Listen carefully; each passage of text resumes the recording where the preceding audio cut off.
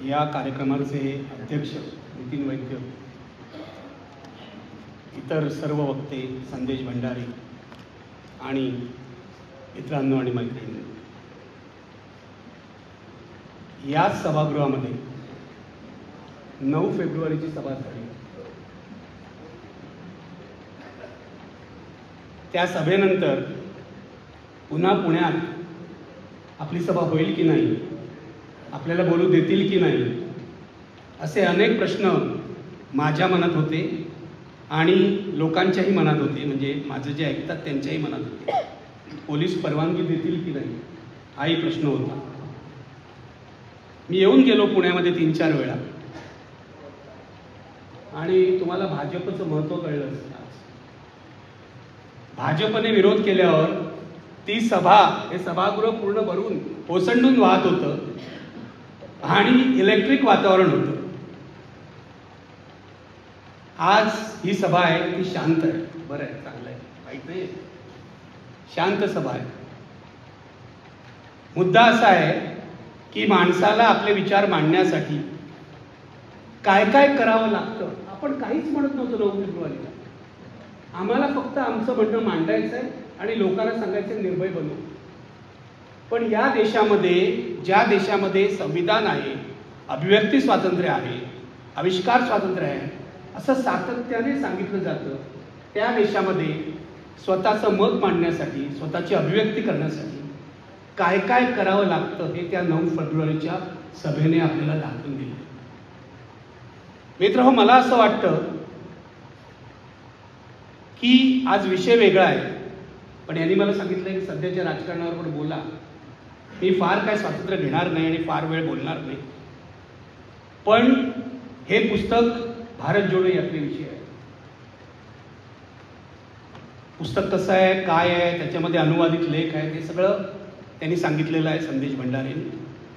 मी एक गोष्ट यामध्ये सकारात्मक मानतो की भारत जोडो यात्रेविषयी तुम्ही म्हणाल ते खरं आहे. काही टीकात्मक सुद्धा लेख आहे, काही राहुल गांधींची भलामण करणारे लेख आहेत. त्यातले बहुसंख्य मला वाटतं काँग्रेसवाल्यांनी लिहिलेले. पण हे डॉक्युमेंटेशन होणं खूप महत्त्वाचं आहे. आपल्याला आवडो न आवडो अशा प्रकारची यात्रा 2023 साली या देशात निघाली आणि तिचं हे डॉक्युमेंटेशन आहे आणि मला ते खूप महत्त्वाचं वाटतं. मी तुम्हाला माझा अनुभव सांगणार आहे भारत जोडो यात्रेचा. मी काय राहुल गांधींचा समर्थक नाही, चाहता नाही, किंबहुना टीकाकारच आहे. म्हणजे आत्तापर्यंतही होतो, पुढेही राहीन असं मला वाटतं. कारण मुळामध्ये मी पत्रकार आहे आणि पत्रकारांनी कोणाचं समर्थक, चाहता वगैरे बनू नये असं मला वाटतं. पण मी ही भारत जोडो यात्रा महाराष्ट्रात जेव्हा आली, देगलूरला, महाराष्ट्र तेलंगणाच्या बॉर्डरवर, तुम्ही पण होतात तिथे, संदेश भंडारी होते, तिथे गेलो होतो आणि जाताना माझ्या मनात खूपच शंका होत्या. मी तुम्हाला सांगितलं त्याप्रमाणे राहुल गांधींच्या राजकारणाचा मी काय चाहता नव्हतो. त्यांचं आजपर्यंत जे 2004 पासून राजकारण झालेलं आहे ते मला अजिबात आवडलेलं नव्हतं. त्यांच्यामध्ये धरसोड वृत्ती खूप आहे असं माझं मत होतं. काँग्रेसचं पुनरुज्जीवन करण्यामध्ये ते पूर्णपणे अपयशी ठरलेले आहे असं मला वाटत होतं.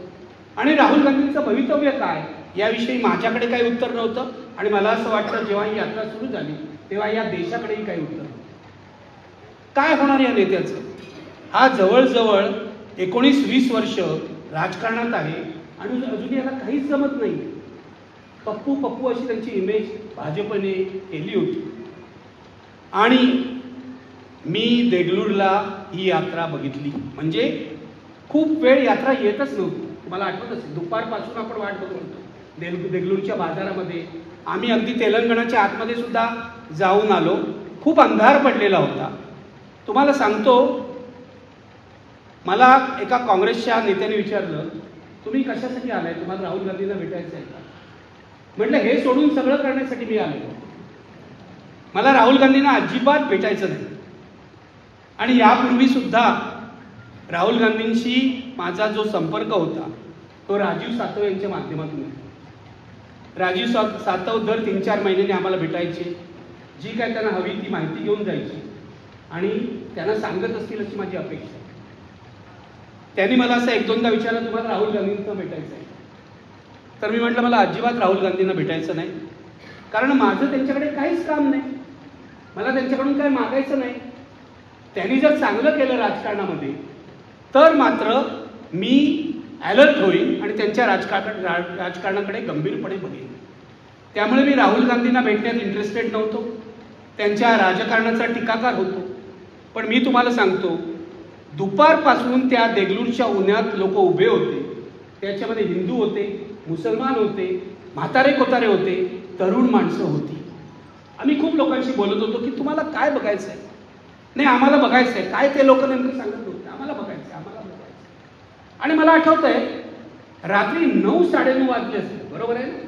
रात्री 9-9:30 वाजले, अगदी अंधार होता पूर्णपणे. राहुल गांधींची यात्रा तेलंगणातून देगलूरमध्ये आली, म्हणजे महाराष्ट्रात आली.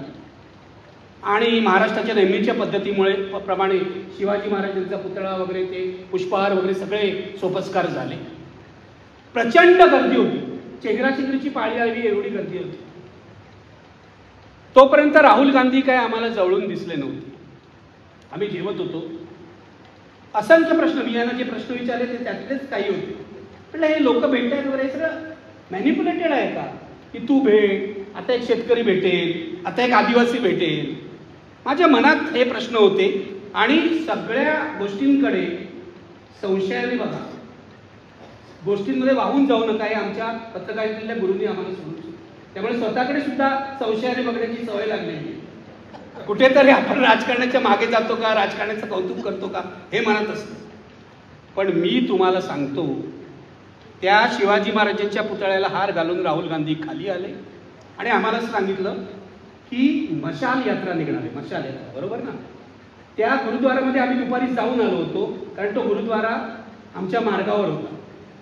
तर आता मला हे याच्यावर विश्वास बसेना की जवळजवळ 1.5-2 किलोमीटरचं, जास्त पण असेल कदाचित, 2-3 किलोमीटर, 3.5-4 किलोमीटरचं अंतर होतं. रात्री 10 वाजता राहुल गांधी नावाचा पुढारी मशाल हातामध्ये घेऊन इथून निघाला आणि तो गुरुद्वारात जाणार आहे, यावर माझा काही विश्वास नाही. दिवसभरात 25 किलोमीटर चालून झालेले होते. राहुल गांधींनी या पुस्तकामध्ये लिहिलेलं आहे की मी रोज 8-10 किलोमीटर चालतो, त्यामुळे मला असं वाटतं की मी 25 किलोमीटर सहज चालतो. त्यावेळेला वाटलं त्यांना. पण थोडी यात्रा पुढे गेल्यावर मला माझा गुडघ्याचा जुना प्रॉब्लेम आठवला, तो पुन्हा सुरू झाला, मला चालता येईना. ते असं लिहितात, बघा गंमत, ते असं लिहितात की जेव्हा जेव्हा माझ्या मनामध्ये थांबायचा विचार आला तेव्हा तेव्हा माझी गुडघ्याची वेदना अतिशय तीव्र झाली. थांबायचा विचार आला तेव्हा गुडघ्याची वेदना तीव्र झाली. आणि पुढे असं लिहितात की मग मला लोक भेटू लागले. माझ्या आजूबाजूला गोंगाट होता, हा गोंगाट मला ऐकू येईनासा झाला. मला फक्त माझ्याशी जो माणूस बोलत होता, शेतकरी असेल, मच्छीमार असेल, स्त्री असेल, जो कोणी असेल, मला जो माणूस बोलत होता, माझं मन सुद्धा, वाक्य बघा, माझं मन सुद्धा, अंतर्मन सतत माझ्याशी जे बोलत असतं त्यांनी सुद्धा बोलायचं बंद केलं. आणि मला हा आजूबाजूला सगळा गोंधळ ऐकू येत नव्हता. मला फक्त मी आणि माझ्याशी बोलणारा तो माणूस एवढंच ऐकू येत. माझ्या मनात प्रश्न येतो, ही कसली अवस्था आहे? ही कसली अवस्था आहे? जेव्हा जगातला आपल्याला आजूबाजूचा गोंगाट ऐकू येत नाही, आपण स्वतःशी सुद्धा बोलायचे बंद होतो.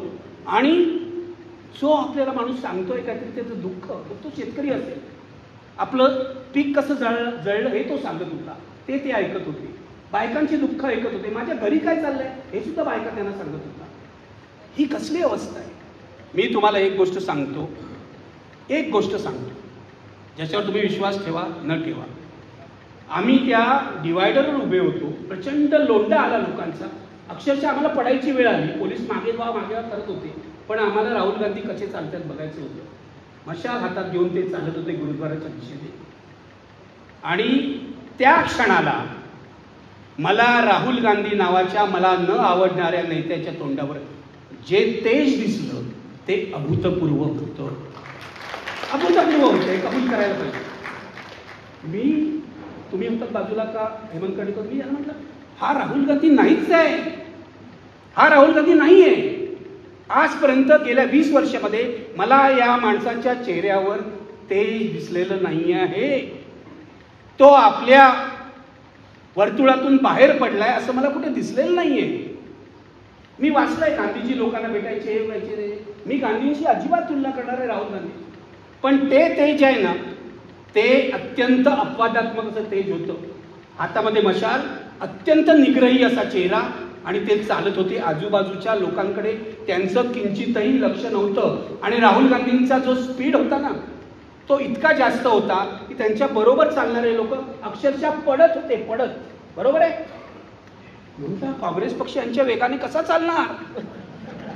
आणि मी तुम्हाला सत्य सांगतो, तुम्हाला गंमत वाटेल, पण त्यांच्या पाठोपाठ राहुल गांधी मशाल घेऊन चालतायत. त्यांच्या चेहऱ्यावर एक कसलं तरी रिअलायझेशनचं, सेल्फ रिअलायझेशनचं, स्वतःची ओळख पटल्याचं तेज आहे. आणि मागे काँग्रेसचे नेते, पहिले नेते, कारण तिथे देगलूर, नांदेड जवळ सगळे त्या जिल्ह्याचे नेते, अशोक चव्हाण, लक्षात आहे तुमचे कसे पडत होते ते? अक्षरशः अशी पडत होते अशोक चव्हाण त्यांच्या वेगाने चालताना. शेवटी त्यांनी संजय निरुपमच्या खांद्यावर हात ठेवला आणि आधार घेऊन चालायला लागले. बहुसंख्य काँग्रेस नेत्यांची हीच अवस्था होती. बरोबर आहे, हीच अवस्था होती. आणि मला गंमत वाटते मोठी, आज अशोक चव्हाण आणि संजय निरुपम भाजप किंवा त्यांच्या मित्रपक्षांकडे गेलेले, हे लक्षात घ्या. राहुल गांधींना आपली ओळख या भारत जोडो यात्रेमुळे पडली असं मला वाटतं. मी त्यावेळेला माझी जेव्हा मुलाखत घेतली त्याच्या दुसऱ्या दिवशी मुंबई तकनी, तेव्हा माझ्यावर पत्रकारही विश्वास ठेवायला तयार नव्हते. मला काही पत्रकार म्हणाले तुम्हाला वेळ लागलाय की तुम्ही राहुल गांधीच्या पाठी वाहवत गेलाय. मी वाहवत गेलेलो नव्हतो. मला ती अनुभूती झाली होती, हे लक्षात घ्या. राहुल गांधी म्हणजे मी त्याला काही संत मानत नाही, बुवा मानत नाही, काही मानत नाही, पण माणसाचा एक असा क्षण येतो की जेव्हा त्याच्या चेहऱ्यावर ते तेज दिसतं. हे मी खूप लोकांचे, म्हणजे राजकीय नेत्यांच्या नाही पण सर्वसामान्य आयुष्यामध्ये जेव्हा त्याची काहीतरी अचिव्हमेंट असते, त्या माणसाला स्वतःची ओळख पटते, तेव्हा हे तेज पाहिलेलं होतं. ते तेज मला राहुल गांधींच्या चेहऱ्यावर दिसलं आणि मला असं वाटलं की हा राहुल गांधींचा राजकीय पुनर्जन्म आहे. पुनर्जन्मच होता तो. तोपर्यंतचा राहुल खरा नव्हता. तोपर्यंतचा राहुल कोण होता आपल्याला माहित नाही. तो सोनिया गांधींचा राहुल असेल, तो राजीव गांधींचा मुलगा असेल, तो प्रियांकाचा भाऊ असेल, तो काँग्रेसचा अपयशी नेता असेल, कोणी असेल. पण आत्ताचा जो राहुल गांधी आहे, जो दक्षिणेकडून चालत आलेला आहे, लोकांना भेटत आलेला आहे, हा राहुल गांधी वेगळा आहे. जेव्हा मी त्या मुलाखतीत सांगितलं हा राहुल गांधींचा राजकीय पुनर्जन्म आहे, तेव्हा मला अँकरने प्रश्न विचारला की मग ह्या भारत जोडो यात्रेनंतर किती जागा मिळणार आहेत काँग्रेसला? आम्हा पत्रकारांना जागांशिवाय काही सुचतच नाही. निवडणूक आणि निवडणुकीच्या जागा याच्या पलीकडे काही असतं हे बहुसंख्य पत्रकारांना जाणवत नाही, आणि तशा पद्धतीचं राजकारण आहे. पण मी त्यांना म्हटलं की मला माहीत नाही काँग्रेसला किती जागा मिळणार, काँग्रेसचं काय होणार आहे हेही मला माहीत नाही. काँग्रेस या राहुल गांधींच्या वेगाने चालू शकणार आहे की नाही पण मला माहीत नाही. पण मला एक माहिती आहे की काँग्रेस जर यांच्या हातात दिली तर काहीतरी बदल घडेल असं मला आशा वाटते. आणि ही आशा काय मी वेगळी काही गोष्ट सांगत नव्हतो. त्या संपूर्ण दौऱ्यामध्ये मला एकदा नाना पटोलेंनी विचारलं तुम्हाला राहुल गांधींबरोबर चालायचं आहे का? सगळ्यात सोपी गोष्ट होती. राहुल गांधींबरोबर चालणं हे तुम्हाला मिठी मारतील, हात धरतील आणि फोटो येईल. खूप लोक चालत होते. बरोबर आहे, म्हणजे त्यांच्या हेतूविषयी माझ्या मनात शंका नाही, प्रेमानेच चालत असतील. पण ही फोटो ऑपॉर्च्युनिटी मला काय नको होती. मी म्हटलं मी इथे कशासाठी आलो आहे? मी आजूबाजूच्या लोकांना भेटायला आलो आहे, भारत जोडो यात्रेतल्या नेत्यांना नाही.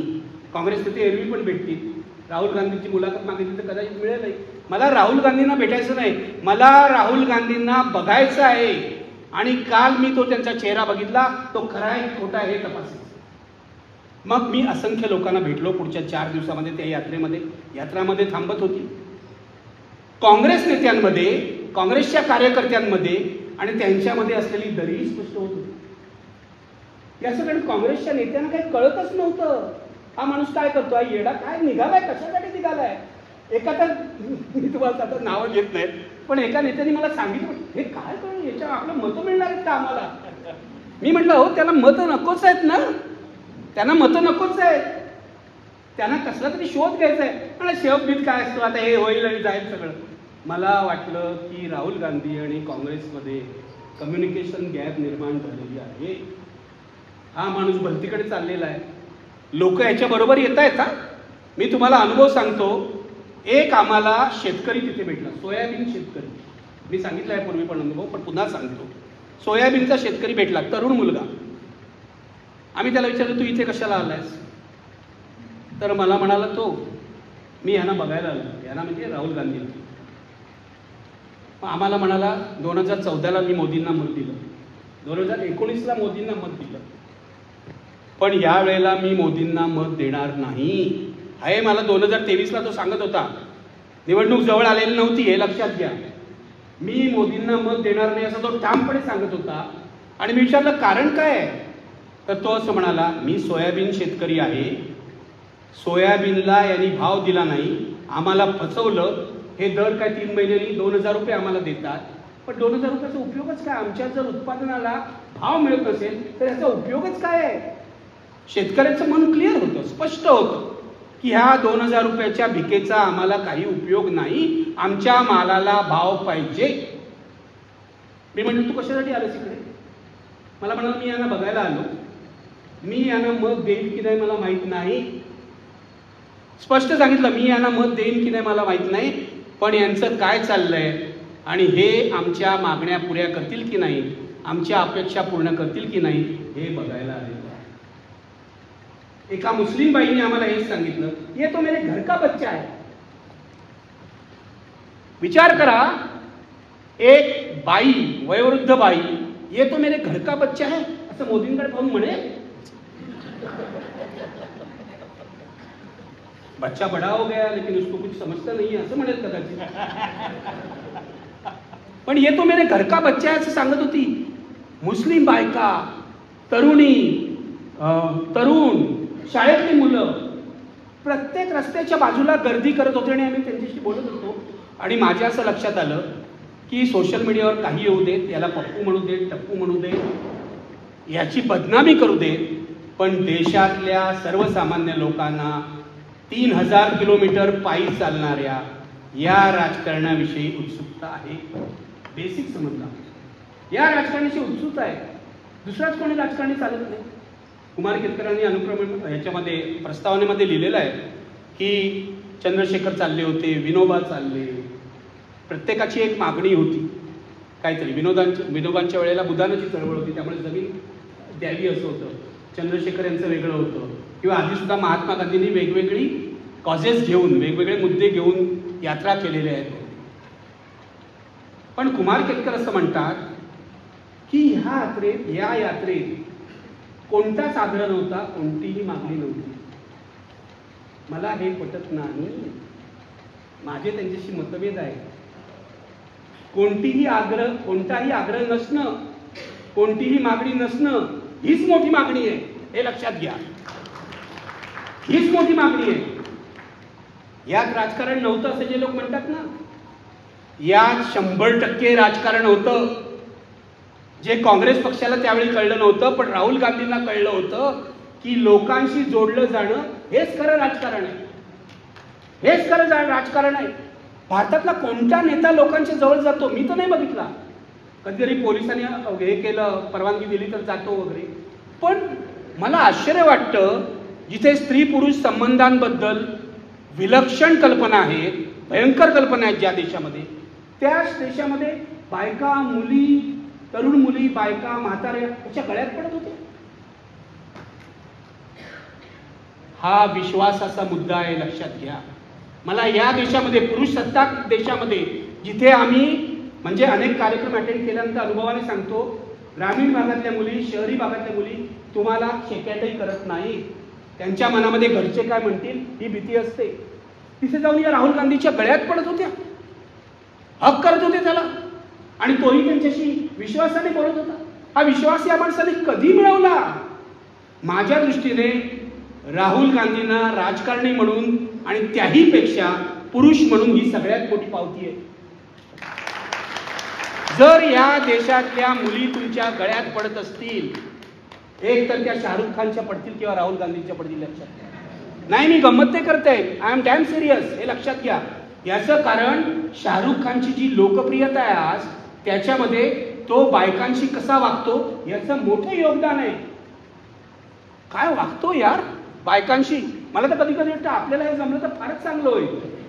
म्हणजे गळ्यात वगैरे पडतील हा पुढचा भाग, पण ज्या नाजूकपणे, ज्या संवेदनशीलपणे राहुल तेच करत होते ना. किती माणसांना हे जमलंय देशातल्या, किती पुढाऱ्यांना जमलंय. माणसं तर जाऊ द्या. हे सगळं राहुल गांधींचं गळ्यात, म्हणजे काय त्याला मराठी शब्द नाही, आलिंगन हा शब्द वापरणार नाही, चुकीचा शब्द आहे. त्याला इंग्रजी शब्द हग. याला मी आलिंगन म्हणत नाही, याला मी मिठी मारणं म्हणत नाही, याला हक करणं. आणि जे त्याच संस्कृतीतून आलेलं आहे, पाश्चात्य संस्कृतीतून, त्यामुळे हक करणंच आहे. इतक्या विश्वासाने राहुल गांधीला माणसं हक करत होती. बायका असतील, पुरुष असतील, कोणी असतील. काँग्रेसवाले सोडून हक करत होते, हे लक्षात घ्या.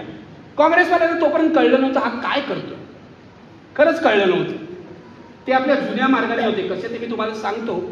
पण हे सगळं राहुल गांधींचं प्रकरण बघून अशा प्रकारे प्रेमाचं काय म्हणतात, प्रेमाचा संदेश पसरवणं माझ्या मते या देशातलं सर्वोत्कृष्ट राजकारण आहे आजच्या काळात. राजकीय व्यासपीठावरून, राजकीय यात्रेतून हा देश प्रेमाचा भुकेला आहे, प्रेमाचा भुकेला आहे. त्यांना राहुल गांधींनी प्रेम हा किती मोठा, काय म्हणतात त्याला, मोठा औषध आहे हे दाखवून दिलं. एकत्र आणणारं म्हणजे या देशामध्ये गेल्या 10 वर्षामध्ये हे म्हणाले तसं आम्ही द्वेषाशिवाय काय पाहिलंच नाही हो, तिरस्काराशिवाय काहीच पाहिलं नाही. कधी कधी असं वाटतं की एवढा तुम्ही आमचा तिरस्कार करता सोशल मीडियावर किंवा विरोधी विचारांचा तिरस्कार करता, एकदा मारूनच टाका ना.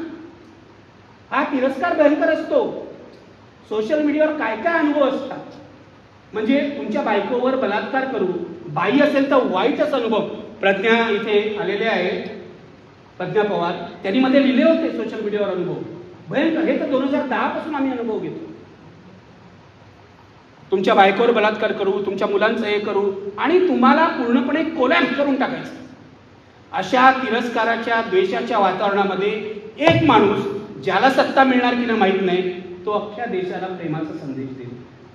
अभूतपूर्व, अभूतपूर्व, हे अभूतपूर्व होतं. या देशाला प्रेमाची भूक आहे हे राहुल गांधींनी सिद्ध केलं.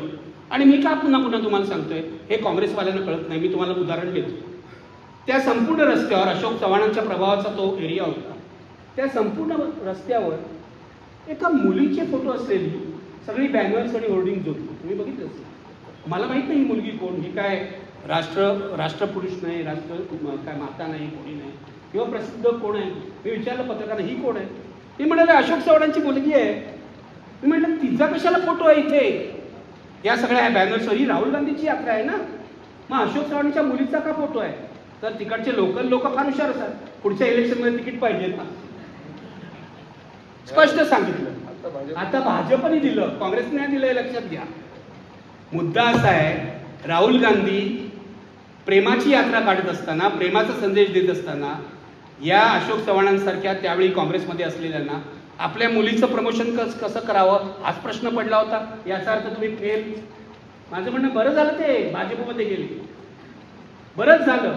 कारण हा प्रेमाचा संदेश, लोकांवर प्रेम करण्याचा संदेश, सर्वसामान्य माणसावर प्रेम करण्याचा संदेश त्यावेळच्या अशा काँग्रेस सरंजामदारांना कधी कळणार नाही, हे लक्षात.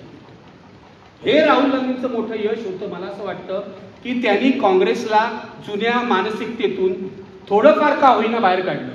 संपूर्ण बाहेर काढलं असं मी काय म्हणत नाही, आजही म्हणत नाही. पण ह्याचा राजकारणावर काय परिणाम होणार हे 2024च्या निवडणुकीत दिसलं. त्यावेळेला गुजरातची निवडणूक होती, भारत जोडो यात्रेच्या वेळेला. राहुल गांधी तिथे गेले नाहीत, तर आमच्या पत्रकारांनी त्यांना वेड्यातच काढलं होतं. रे निवडणूक आहे आणि तुम्ही प्रचाराला जात नाही. त्याला माहिती होतं मी काय करतोय. त्याला निवडणूक जिंकायची नव्हती, फक्त राहुल गांधीला देश बदलायचा होता, हे लक्षात ठेवा. देशामध्ये प्रेमाचा संवाद सुरू करायचा होता. आता पुढच्या काळात तो संवाद किती टिकतो, किती पुढे जातो, काँग्रेस पक्ष किती बदलतो आणि बदलतोय हळूहळू का होईना, अगदी मंद गतीने काँग्रेस पक्ष बदलतोय, लक्षात घ्या. या देशामध्ये भारतीय जनता पक्षाला जर आव्हान द्यायचं असेल तर तो राष्ट्रव्यापी पक्षच देऊ शकतो.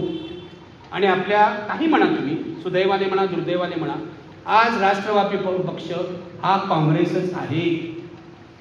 आम्ही आयुष्यभर काँग्रेसचे टीकाकार राहिलेलो आहोत, काँग्रेसच्या राजकारणाचे विरोधक राहिलेलो आहोत. पण परिस्थिती बदलल्यावर आपल्याला काही गोष्टी मान्य कराव्या लागतात. आणि हा प्रेमाचा जो संदेश आहे तो व्यापक आहे की फक्त काँग्रेस पक्ष बदलणार नाही, फॅसिझम विरोधी सर्व पक्ष एकत्र आले तरच बदल घडेल हे लक्षात घ्या. हे राहुल गांधींच्या यात्रेनंतर जे इंडिया अलायन्स स्थापन झाला, इंडिया आघाडी जी स्थापन झाली, त्यामध्ये सुद्धा सिद्ध झालं. हा काँग्रेस पक्षाला सुद्धा संदेश मिळाला की तुम्ही जर एक व्हाल सर्व विरोधी पक्ष तर काहीतरी एक फॉर्मिडेबल असं उभं करू शकाल. हा काँग्रेस पक्षाला सुद्धा संदेश मिळाला. आणि राहुल गांधींनी आपल्या व्यवहाराने, आपल्या वागण्याने हे दाखवून दिलं की लोकांशी जोडले जायला पाहिजे ना डायरेक्ट. मला हा प्रश्न येतो की खरोखर राहुल गांधी भारत जोडो यात्रेच्या वेळेलाच लोकांवर प्रेम करत होते की नंतरही करतात? माझ्या मनात हा प्रश्न आहे. कारण कोणत्याच पुढाऱ्याला आपण थेट जाऊन भेटू शकत नाही.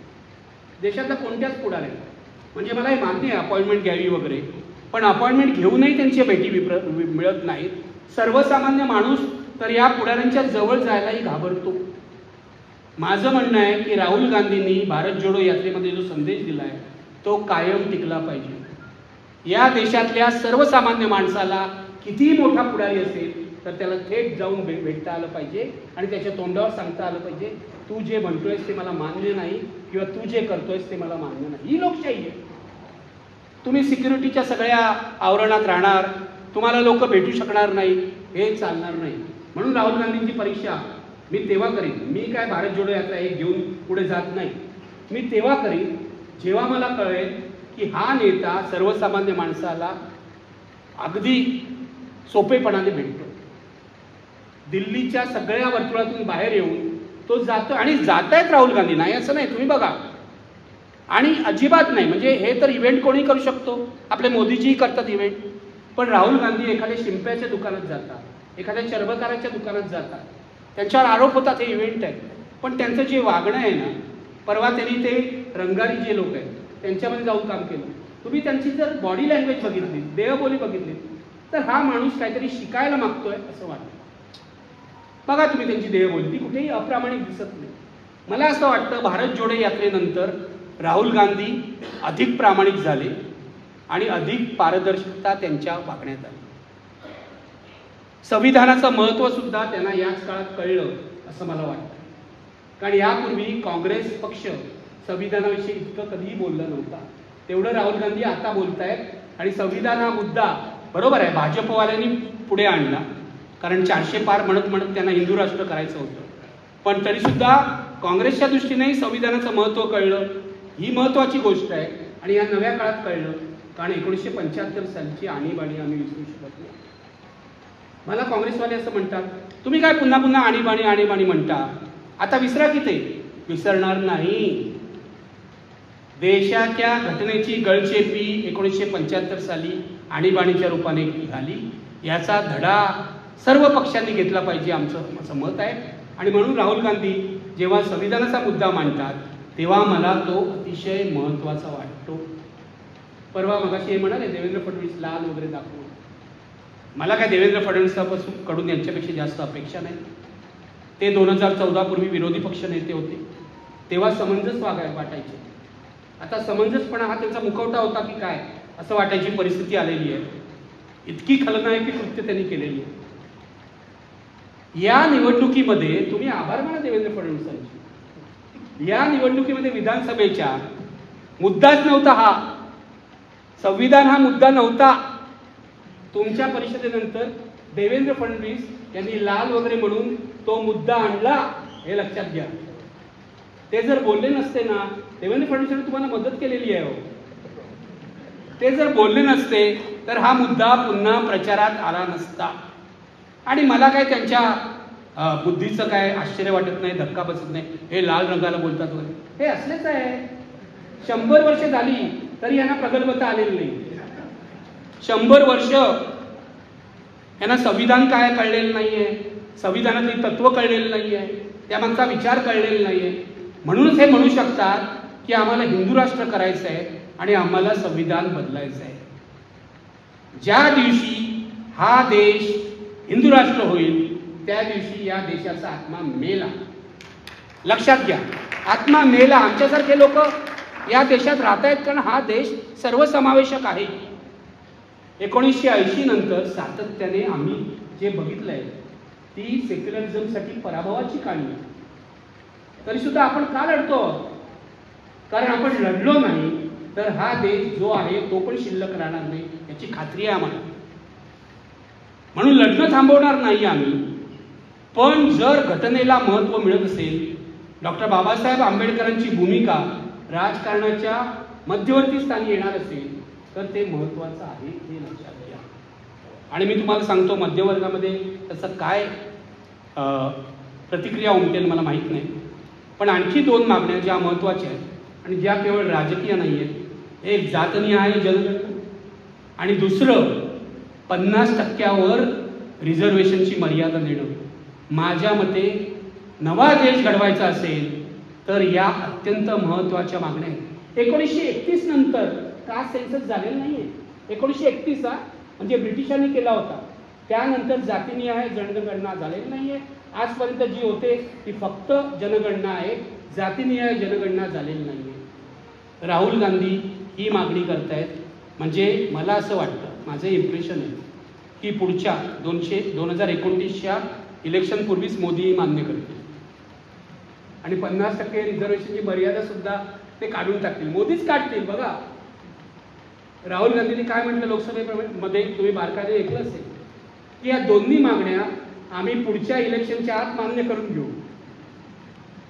कारण सरकारला भीती वाटते जातनिहाय जनगणनेची. आणि मला अजूनही रिझर्वेशन बद्दल शंका ज्यांच्या मनात आहे त्यांना सांगायचं आहे की या देशामध्ये 70% 75% राखीव जागा झाल्या तरी माझा त्याला पाठिंबा आहे. 15% उच्चवर्णीय, 85%चे फायदे किंवा 100%चे फायदे इतके वर्ष घेत होतेच ना. आणि रिझर्वेशनमुळे सवर्णांवर उच्चवर्णीयावर अन्याय होतो. आकडेवारी काढून बघा, हे 7 खोटं आहे. हे सिद्ध झालेलं आहे. मेडिकलचा प्रवेश बघा, कसलाही प्रवेश बघा, हे आता सिद्ध झालेलं आहे. तेव्हा ऑब्जेक्शन कशाला आहे? योगेंद्र यादव यांनी उत्तम लेख लिहिलेला आहे, जातनिहाय जनगणना का पाहिजे आणि 50%ची मर्यादा का वाढवली पाहिजे यावर. तो तुम्ही जरूर वाचा. मला असं वाटतं जर जातनिहाय जनगणना झाली आणि 50%च्या वर गेलं आपलं रिझर्वेशन, ते 70% 75% व्हायला पाहिजे असं मला वाटतं. किती होईल मला माहीत नाही, पण ऑलरेडी आपण 50% म्हणतो हे चूक आहे. कारण 10% हे आर्थिकदृष्ट्या दुर्बल घटकांसाठी आहे. म्हणजे आपल्याकडे रिझर्वेशन ऑलरेडी 60% झालेलं आहे. 50 अधिक 10 बरोबर 60% झालेलं आहे. आणखी 15% वाढा, 75 होईल. 75 होईल. जे दुर्बळ घटक आहेत त्यांना मिळेल ना जे काय मिळायचं ते. त्यांच्यापर्यंत अजून रिसोर्सेस पोचलेले नाही आहे. तुम्हाला नोकऱ्यावरून हे दिसतं. बाकी सगळं जाऊ दे, सगळे व्यवसाय. मी माझ्या व्यवसायावरून सांगतो. पत्रकारितेमध्ये पूर्वी पत्रकारितेमध्ये एक जात, अरुण खोरे अनुभवी आहेत ते इथे बसले असतील, मगाशी आले होते तर त्यांना हे माहिती आहे. पूर्वी आम्ही पत्रकारितेमध्ये जेव्हा आलो तेव्हा इथले 90 नाही 99% लोक हे उच्चवर्णीय होते. बरोबर आहे, उच्चवर्णीय. 1980 नंतर फरक पडायला सुरुवात झाली. हळूहळू बहुजन समाजातली माणसं, हळूहळू दलित समाजातली माणसं ही पत्रकारितेमध्ये यायला सुरुवात झाली.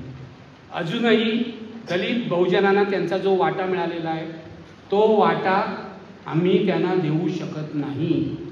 कारण तशा प्रकारचं ट्रेनिंग अजून कुठे भारतात उपलब्ध नाही. अमेरिकेमध्ये एक संस्था आहे, मी मागेही बोललो होतो, इन्स्टिट्यूट ऑफ इक्वल अपॉर्च्युनिटीज. ते वेगवेगळ्या व्यावसायिकांना स्किल ट्रेनिंग देतात. म्हणजे एखादा पत्रकार आहे तर त्याला पत्रकारितेची स्किल शिकवतात. एखादा अँकर आहे तर त्याला अँकरिंगची स्किल शिकवतात. एखादा डॉक्टर आहे तर त्याला डॉक्टरीची स्किल शिकवतात वगैरे वगैरे. अशी ती संस्था आहे. आणि त्यामध्ये म्हणजे कृष्णवर्णीय येतात, त्याच्यामध्ये एशियन्स येतात. पूर्वी तुम्ही बघितलं CNN आणि BBC मध्ये 80 सालच्या आधी बहुसंख्य अँकर्स हे गोरे होते, श्वेतवर्णीय होते. त्यानंतर हळूहळू गेल्या 10-15 वर्षामध्ये वेगवेगळ्या कलर्सचे अँकर्स दिसायला लागले. याचं कारण ही संस्था आहे. या संस्थेने, इन्स्टिट्यूट ऑफ इक्वल अपॉर्च्युनिटी या संस्थेने ही स्किल्स डेव्हलप करून घेतली. आपल्याकडे बहुसंख्य चॅनल्स असा काहीही प्रयत्न करत नाही. मग आमची दलित मुलं येतात, आमची ओबीसी मुलं येतात, आमची आदिवासी मुलं येतात. त्यांच्या मार्गात पहिला अडथळा काय निर्माण केला जातो? तुमचे उच्चार अशुद्ध आहेत. हां, कारण त्या सगळ्या व्यवसायामध्ये, मीडियामध्ये प्रमाण भाषा वापरली जाते. मराठीचं उदाहरण घेतलं तर मराठीमध्ये प्रमाण भाषा ही पुण्या मुंबईची भाषा आहे दुर्दैवाने. त्यामुळे शुद्ध बोलणं हे पुण्या मुंबईचं असतं असं गृहीत धरलं जातं. आता तुम्हाला जर प्रमाण भाषा पाहिजे तर तुम्ही ही जी तरुण मुलं आलेली आहेत वेगवेगळ्या समाजातून, मुस्लिम आहेत, दलित आहेत, आदिवासी आहेत, यांना शिकवा, यांना बोलण्याची स्किल्स द्या, यांना लिहिण्याची स्किल्स द्या. कारण महाराष्ट्रामध्ये प्रमाण भाषा केवळ ब्राह्मण, आणि ते सुद्धा एकाच जातीचे ब्राह्मण कदाचित बोलू शकतील, यांची प्रमाण भाषा. कळलं का? इतर ब्राह्मण सुद्धा बोलू शकत नाही. पुन्हा विभागवार मराठवाड्यातले वेगळे बोलतात, विदर्भातले वेगळे बोलतात. हां, भाषा दर काय म्हणतात 10 कोसावर बदलते हो. मुद्दा असा आहे की ही स्किल्स ट्रेनिंग आपण करू शकतो ना. राहुल गांधी जे सातत्याने बोलत आहेत, आणि हे सुद्धा भारत जोडो यात्रेनंतर सुरू झाले. काँग्रेस पक्षाला मंडल आयोग समजला नव्हता असं माझं मत आहे. घोळ झाला, काँग्रेस पक्षाचं पतन झालं ते मंडल आयोग न समजल्यामुळे. कारण बाबासाहेब आंबेडकरांनी SC ST ना रिझर्वेशन दिलं. मंडल आयोग मला असं वाटतं तो जनता पक्षाच्या काळात नेमला गेला आणि नंतर तो VP सिंगनी अंमलात आणला. तोपर्यंत काँग्रेस पक्षाला सुद्धा त्याविषयी काही प्रेम नव्हतं. एकदम मंडल आयोग आल्यानंतर 27% रिझर्वेशन ओबीसीना आलं आणि सगळी राजकीय गडबड सुरू झाली बघा. आणि त्यामुळे आता उशिरा का होईना काँग्रेस पक्षाला SC STचे प्रश्न आणि ओबीसीचे प्रश्न याची जाणीव झालेली आहे. ही सुद्धा भारत जोडो यात्रेनंतर ही एक स्वागतार्ह गोष्ट आहे. जर तुमच्या म्हणजे मला वाटतं भारत जोडो यात्रेपूर्वी राहुल गांधींची मुलाखत घेतली असती तर ते काय बोलले असते मला माहीत नाही. पण आज ते ठामपणे कास्ट सेन्सस आणि हे रिझर्वेशनची मर्यादा वाढवणं याविषयी बोलत आहेत. हे राहुल गांधी बदलल्याचा हा नमुना आहे किंवा हे प्रातिनिधिक उदाहरण आहे असं म्हणा. माणूस आमूलाग्र बदलतो. माणसाचा काय फक्त चेहरा दिसत नाही. मला जे देगलूरमध्ये जे तेज दिसलं होतं ते हे सगळं तेज होतं. हळूहळू माणूस बदलतोय. त्याची दलितांविषयीची भूमिका बदलते, आपली मुसलमानांविषयीची भूमिका अधिक प्रगल्भ होते. आदिवासींविषयी, आदिवासी आणि वनवासी यातला जो फरक आहे, जो आम्ही RSSची आमची लढाई सुरू झाली तेव्हापासून बदलतोय. हे लक्षात घ्या. आमचे शत्रू काय, मी मगाशी आहे ना नितीन वैद्यला सांगितलं, मध्यंतरी उद्धव ठाकरेंनी आम्हाला काही संपादकांना जेवायला बोलवलं होतं. तिथे कुमार केतकर अत्यंत नेमकं बोलले, नेमकं वाक्य बोलले. ते माझ्याकडे कुमार केतकरांनी बघितलं आणि म्हणाले, उद्धवजी आम्ही तुम्हाला सांगतो. उद्धवजी पण नाही, ते त्यांना उद्धवच म्हणतात. उद्धव मी तुला सांगतो की आमचे ना मित्र बदलतात, आमचा शत्रू एकच असतो म्हणाले. इतका नेमका डायलॉग मी अलीकडच्या काळात ऐकलेला नाही. आमचे मित्र बदलतात, आमचा शत्रू एकच आहे आणि तो फॅसिझम आहे. तो जोपर्यंत भाजपमध्ये आहे तोपर्यंत भाजप, RSS सर्व धर्मांच्या संघटनांना आम्ही विरोध करत राहणार, विरोध करत राहणार. यामध्ये काही वाद होण्याचा प्रश्नच नाही हो. हे सगळे लोक देशाच्या आत्म्यावरच आघात करायला निघालेले आहेत. त्यांना विरोधच करायला पाहिजे, दुसरं काय करायला पाहिजे. पत्रकार म्हणून मला काय शिकवण्यात आलं, त्यावेळेला आमचे शिक्षक बरे होते, सेक्युलर होते, आज तेवढे उरलेले नाही. त्यामुळे त्यांनी आम्हाला असं शिकवलं की पत्रकारिता हा चौथा स्तंभ आहे लोकशाहीचा. त्यामुळे लोकशाहीचं रक्षण करणं हे सुद्धा तुमचंच काम आहे, लक्षात घ्या. हे जे आज लोक सांगतात ना पत्रकार हा तटस्थ असायला पाहिजे, अजिबात मान्य नाही. मी तर हे कधीच म्हणत नाही पत्रकार हा तटस्थ असायला पाहिजे. पत्रकाराने संविधानाशी निगडीत संविधानाच्या रक्षणाची भूमिका घेतली पाहिजे. पत्रकाराने समाजामध्ये जो वाईटपणा आहे त्याच्या विरोधात भूमिका घेतली पाहिजे. तो फॅक्टच्या बाबतीमध्ये तटस्थपणा दाखवू शकतो. एखाद्या ठिकाणी 10 लोक मेले तर तो 50 लोक मेले असं खोटं लिहू शकत नाही. फॅक्टशी तो प्रामाणिक असला पाहिजे, हे बरोबर आहे. पण तो तटस्थ असू शकत नाही, तो स्थितप्रज्ञ असू शकत नाही, हे लक्षात घ्या. मला असं वाटतं की आपण भारत जोडो विषयी बोलतोय, की भारत जोडो यात्रा हा राहुल गांधी बदलण्याचा फक्त ही यात्रा नव्हती, हा राहुल गांधींच्या परिवर्तनाचा प्रयोग नव्हता, तर तो देशामध्ये नवीन राजकारण आणण्याचा प्रयोग होता. 6,000 किलोमीटर, 3,000 पायी आणि 3,000 नंतर काही ठिकाणी बसमधून 3,000 पर्यंत ते मुंबईला आले. एक नेता 6,000 किलोमीटर चालतो, हे अभूतपूर्व आहे, अभूतपूर्व आहे. मला तर कधी कधी आपल्याला पण चालायला पाहिजे ना सर्वांना, जे स्वतःला सेक्युलर म्हणत होते त्याला थोडंसं चालल्यावर फरक पडेल असं कधी कधी वाटतं. नाहीतर आपल्याच कोशामध्ये, आपल्याच काय म्हणतात ते चेंबरमध्ये बसून आपण जगाविषयी मतं ठरवतो. आपल्याला राहुल गांधीचा प्रयोग कधीतरी करायला पाहिजे संदेश. खरंच मला असं वाटतं. म्हणजे मी हे टीकेच्या दृष्टीने बघत नाहीये, मी आपण जे स्वतःला पुरोगामी म्हणतो, सेक्युलर म्हणतो, ते सुद्धा स्वतःच्या चेंबरमधून बाहेर पडायला पाहिजे. मी तुम्हाला मला आढळलेली गोष्ट सांगतो. आपल्याबरोबर जनता नाही, या देशात जे स्वतःला पुरोगामी म्हणतात, जे सेक्युलर म्हणतात, त्यांच्याबरोबर जनता नाही. याचं कारण काय आहे? जनतेशी कोणत्या भाषेत बोलायचं हेच आम्हाला अजून कळलं नाही. आम्ही ज्यांना आदर्श मानतो, आम्ही ज्यांना अधिक प्रभावी मानतो, हे लेखक स्वतःच्या भाषेत लिहित असतात, ते खाली पोचत नाही ना. राहुल गांधींना भारत जोडो यात्रेमध्ये जो शेतकरी भेटला, जो आदिवासी भेटला, जी बाई भेटली, जी वाचलेलं पण नाही तिने, आपल्याला हा विचार करायला पाहिजे की आपले हे विचार लोकांपर्यंत पोचवायचे असतील तर आपली जी बंधनं आहेत, आपल्या ज्या चौकटी आहेत, त्या कशा मोडता येतील. मी मागेही सांगितलं होतं की आपल्याला आपली शैली बदलावी लागेल, आपल्याला आपली भाषा बदलावी लागेल, आपल्याला आपले फॉर्म बदलावे लागेल, आपल्याला आपली माध्यमं बदलावी लागतील. हा विचार आपण करणार आहोत की नाही, जे राहुल गांधींनी केलं भारत जोडो यात्रेच्या निमित्तानं. आज मी तुम्हाला सांगतो, तुम्ही मगाशी उल्लेख केला की 7 वाजता ऐकतो. माझा असा अनुभव आहे की यूट्यूब हे आजचं माध्यम झालं. मला प्रतिसाद मिळतो म्हणून नाही, लोकांना वाचायला आवडत नाही, आपण त्याच्या सुधारणा करण्याचा प्रयत्न करावा. मी पण पुस्तकं आणली आहे, पुस्तकाचा खप होत नाही हे मला माहिती आहे. दिवसेंदिवस आपणच ज्यांना कन्व्हिन्सिंग द कन्व्हिन्स ज्याला म्हणतात, आपणच आपल्या लोकांमध्ये 1,000 पुस्तकं विकत बसतो असं मला कधी कधी वाटतं. तरुण माणसं ऐकतच नाही. तरुण माणसांना काय पाहिजे मी तुम्हाला सांगतो, आणि ती माध्यमं आपण वापरली पाहिजे.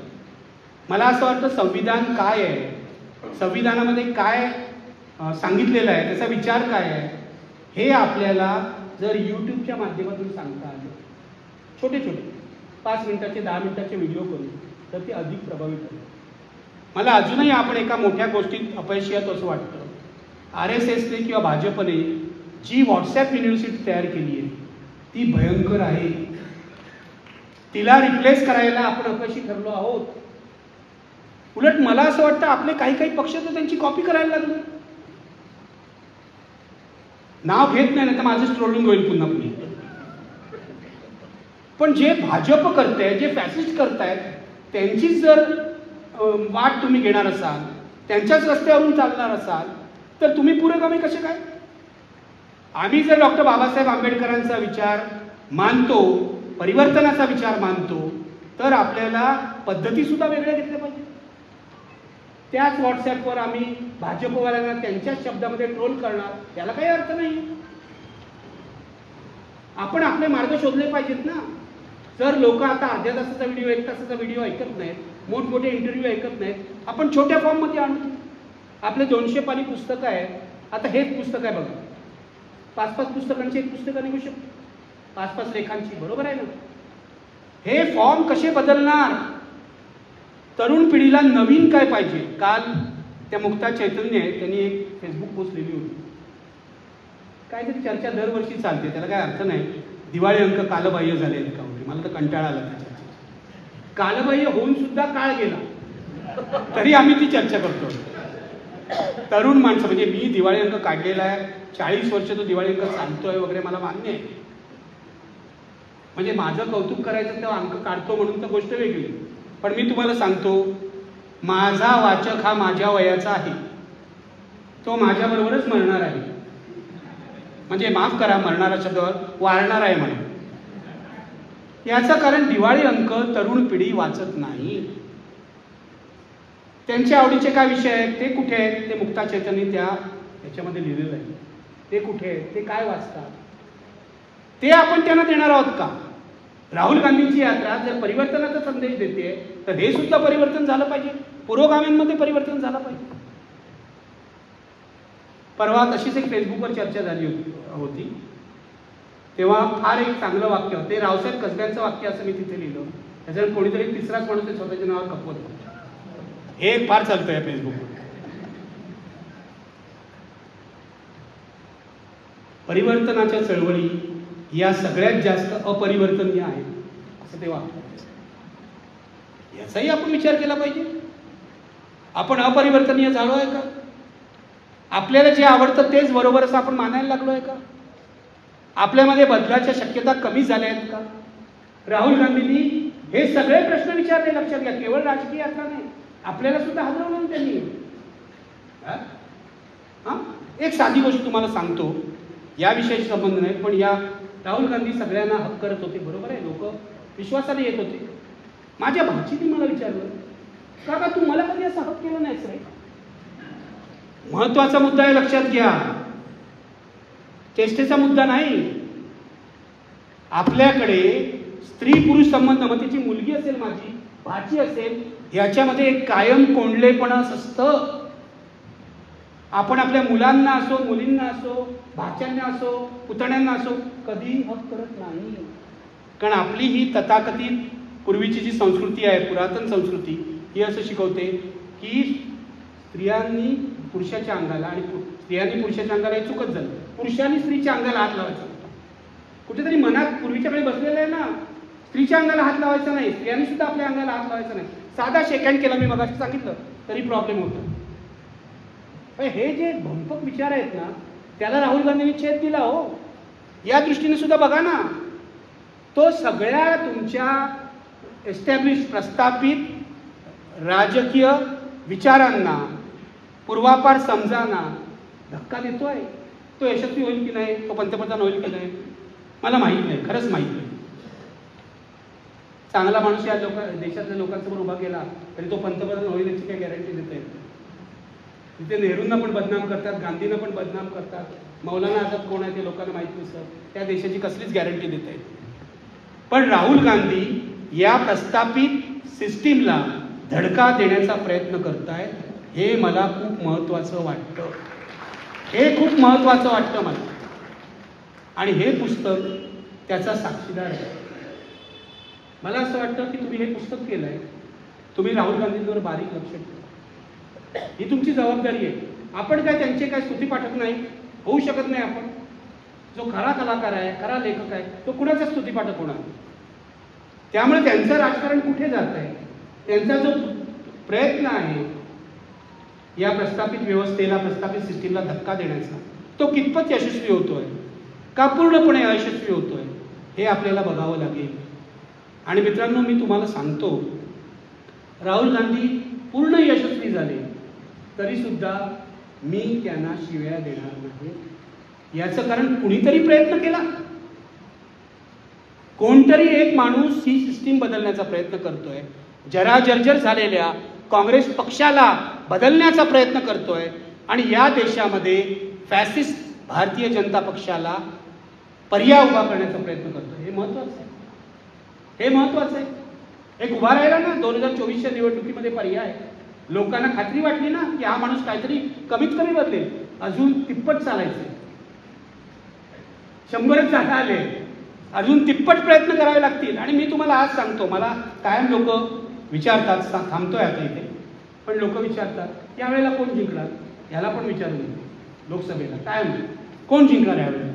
लोकसभेला मला असं वाटत होतं महाविकास आघाडी जिंकेल आणि तिला 24 ते 25 जागा मिळतील, 31 जागा मिळाल्या.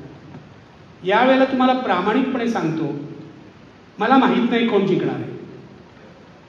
भाजपच्या विरोधातले सर्व लोक जिंकावेत असं मला कायम वाटतं.